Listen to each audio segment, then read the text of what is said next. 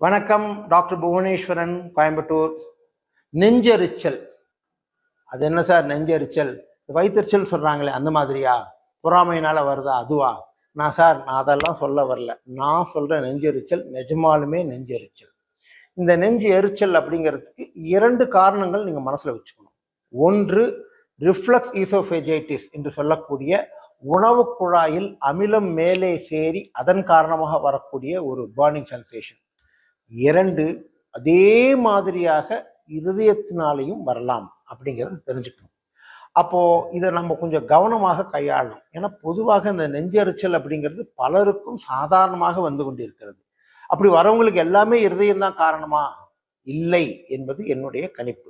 இதை ஏன் சொல்றேன் அப்படின்னா, பொதுவாக 2-3 விதமாக நீங்க புரிஞ்சுக்கணும். ஒன்று, நாம் நமக்கு ஒவ்வாத காரம் அதிகமான மசாலா அதிகமான உணவுகளை உண்ணும் பொழுது வரக்கூடிய வயிற்றெரிச்சல் அப்படிங்கிறது ஒன்று. இன்னொன்று, இந்த மாதிரி எதுவும் சாப்பிடாம தானாகவே அந்த மாதிரி இல்லாமல் உருவாகுது 2. மூன்றாவதாக, அதிகாலையில் ஒருவருக்கு இந்த வயிற்றெரிச்சல் வந்து அது அவரை தூக்கத்திலிருந்து எழுப்பி விடுகிறதா அப்படின்னா, அந்த வயிற்றெரிச்சலுக்கும் இருதயத்திற்கும் ஒரு தொடர்பு இருக்குன்னு நாங்கள் பார்த்துருக்குறோம்.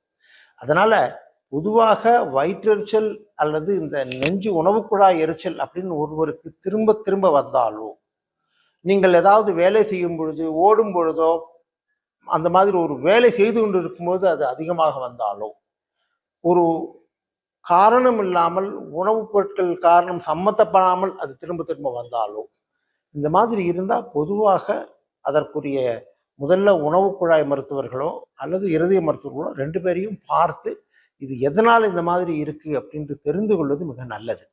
அதனால சில சமயம் இருதய நோய் இந்த உணவு குழாய் நோய் மாதிரி வரலாம்.